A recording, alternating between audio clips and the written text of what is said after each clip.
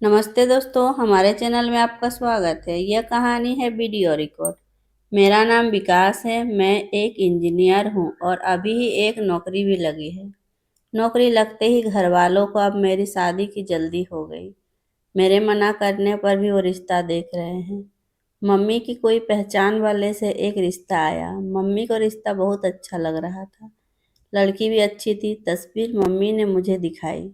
मैंने एक नज़र देखी और कहा कि मम्मी, आपको शादी की इतनी जल्दी क्या है?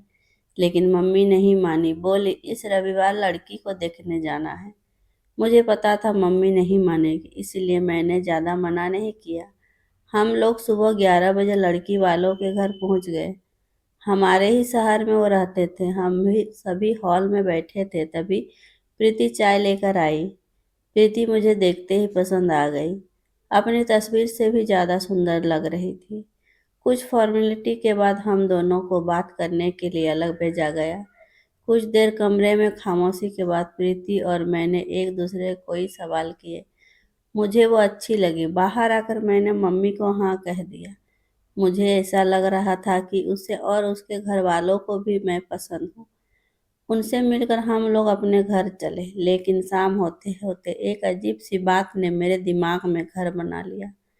मुझे लगने लगा कि मैंने प्रीति को पहले भी कहीं देखा है। फिर मुझे लगा कि ऐसा तो हमें बहुत लोगों के साथ मिलकर लगता है, और आजकल तो सोशल मीडिया पर हर कोई है, तो शायद कहीं प्रोफाइल देखी होगी।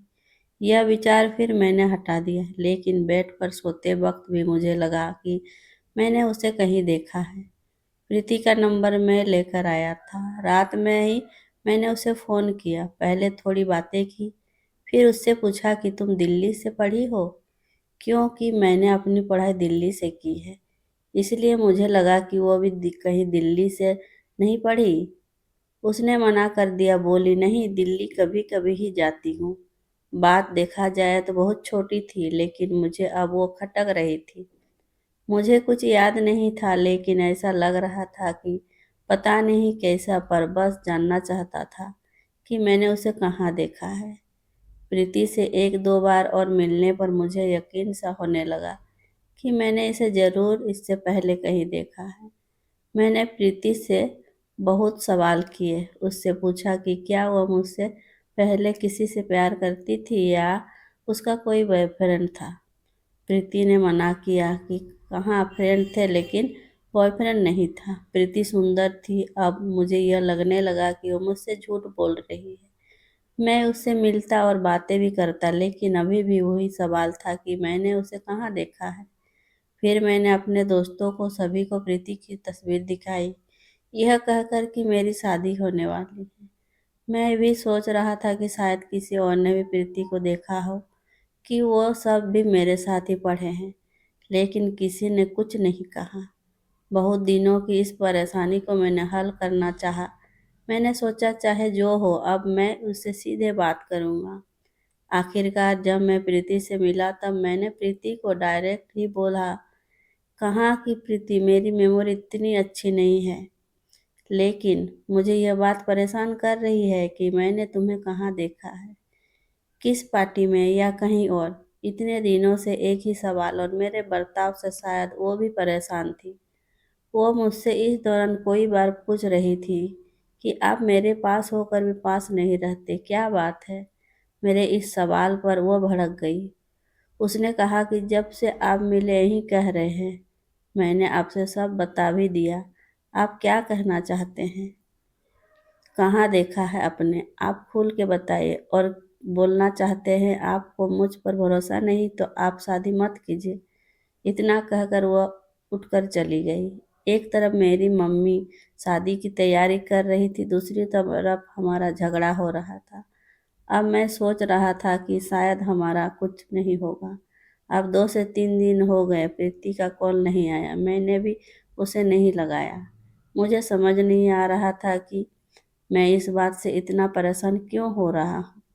फिर मुझे सुबह प्रीति का कॉल आया। उसने कहा कि आपके सवाल का जवाब मैं देती हूँ, आप मिल सकते हैं। मुझे आपको कुछ दिखाने के लिए समझाना भी पड़ेगा। मैं प्रीति से मिलने गया। उसने कहा कि अभी मैं कुछ दिखाने वाली हूँ। उससे आपको याद आ जाएगा कि आपने मुझे कहाँ देखा। इतना बोलकर उसने अपने बैग से मोबाइल निकाला और उसमें एक वीडियो क्लिप दिखाई। वीडियो में था जब मैं कॉलेज के लास्ट ईयर में था, तब मैं रेस्टोरेंट में 4 से 5 लड़कियां बेवजह मेरी टेबल पर आ गई थी। मुझे कहने लगी कि मैं उनकी फोटो ले रहा हूँ। मैंने मना किया तो उसने बहस हो गई। प्रीति बोली कि मैं उस समय दिल्ली अपनी कजिन बहन के पास गई थी।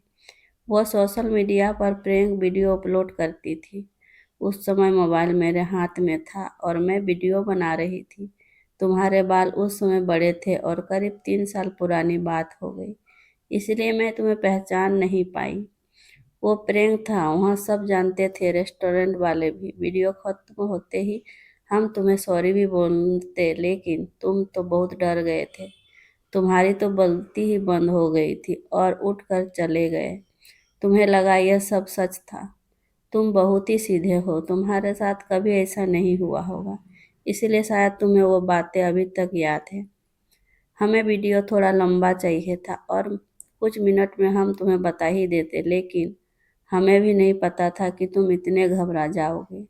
उस दिन हमें भी लगा कि हमने सही नहीं किया, हमारी वजह से तुम इतने जो घबरा गए थे। फिर दीदी इस तरह का कुछ करने में अब स्पेशल ध्यान रखती है कि कोई इतना परेशान परेशान ना हो जाए। हम अपने मज़े के लिए किसी को परेशान नहीं कर सकते, यह हमें उस दिन एहसास हुआ था। इसलिए दीदी ने तुम्हारा वीडियो भी अपलोड नहीं किया था। तुमने उस दिन बोला तो मुझे याद आने लगा कि शायद तुम वही हो और दीदी के पास तुम्हारा वीडियो पड़ा था, तो मैंने उसी से यह लिया है। उसकी बातें सुनने के बाद मैंने कहा कि हाँ, मेरी नज़र तुम पर एक बार गई थी जब तुम वीडियो बना रही थी, इसीलिए वहीं अटक गई थी। लेकिन ऐसा मजाक करना अच्छी नहीं है। मैं तो कई दिनों तक सोचता रहता कि तुम सब बेवजह मुझे पिटवाने वाली थी। तुम्हारी कजिन की शक्ल तो मुझे अच्छे से याद है। प्रीति यह सब बताकर हंसने लगे और बोली, लगता है अभी तक आपको हम सपने में आते हैं, इसलिए हमको भी अभी तक भूले नहीं। प्रीति हंसते हुए बोली, मुझे कहाँ देखा है यह पूछे जा रहे थे, लेकिन खुद का यह किस्सा नहीं बताया। कभी नहीं तो मुझे याद आ जाता। प्रीति तो बस हंसी रही थी।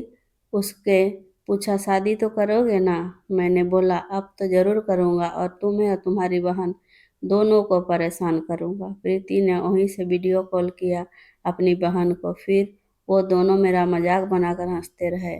उसकी बहन बोली कि जीजाजी सारी जिंदगी के लिए अपनी मुट्ठी में आ गए। अब जीजाजी ने ज़्यादा परेशान किया तो उनका वीडियो वायरल कर देंगे। अब मुझे मेरे सारे सवालों का जवाब मिल गया था।